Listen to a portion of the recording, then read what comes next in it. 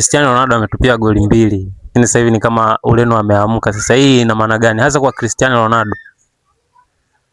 Kwa Cristiano Ronaldo kwa kweli dunia nzima ilikuwa inamwangalia yeye kwa siku ya jana.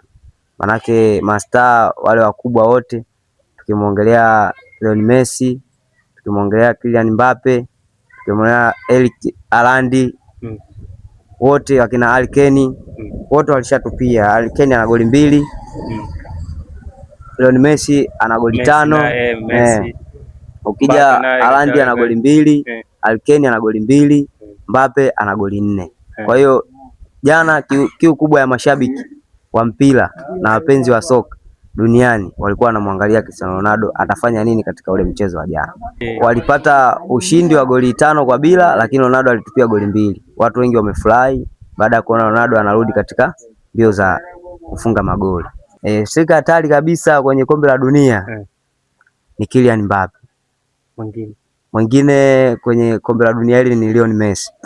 Ni washambuliaji hatari ambao ukimwachia nafasi au aweza akajitengenezea nafasi na akakufunga. Mwingine namuona Harry Kane, anaweza kuja kuwa naye ni mfungaji mzuri sana kwenye ile kombe la dunia kama timu yake itapata nafasi ya kusonga mbele zaidi. Mwingine ni Cristiano Ronaldo, Erling Haaland wa Norway, anaweza kuja kuwa mfungaji bora kama timu yake itapata nafasi ya kusonga mbele zaidi. Naona hao.